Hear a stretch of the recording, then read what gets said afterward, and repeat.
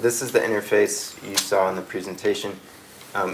You start kind of at the top here and set your location and your season. The location, what it does is it picks the weather file. So we have New York, Boston, Washington, D.C. When you select the season, this is selecting that extreme hot or cold week from that weather file for that given location. What it's also doing is it's determining, for the summer case, we're using a southwest facing apartment as a kind of worst case scenario where you're exposed to those solar gains. In the winter, we're using a northeast facing apartment with very little solar gains. So we're really relying on the insulative property of the envelope to minimize heat loss, and we can't rely on solar gains. The seasonal thresholds, these are set at 50 and 90, but can be adjusted. And then down here you'll see the graphed output. Right now I'm showing all 4 scenarios, but you can isolate them by clicking these boxes here. So if we look at only option 1,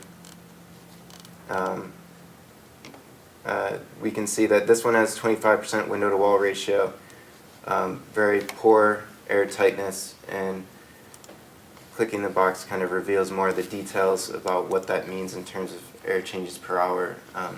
This is a leaky building with kind of cracks in the walls and in the window framing. Increasing the air tightness corresponds to different kind of envelope upgrades.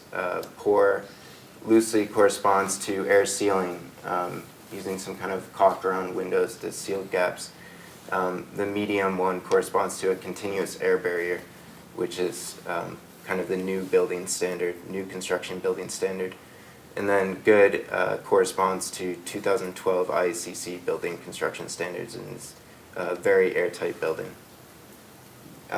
The wall R value, the lowest value here is 3, and this corresponds to a masonry construction, so no insulation, just 4 inches of brick, air gap, and then a backup CMU, or kind of multiple layers of brick.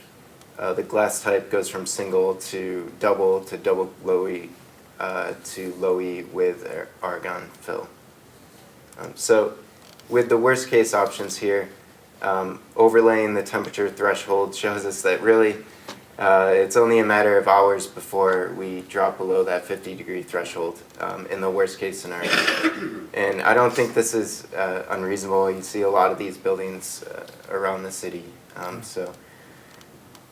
If we start to, within this, increase the air tightness, let's go up to medium.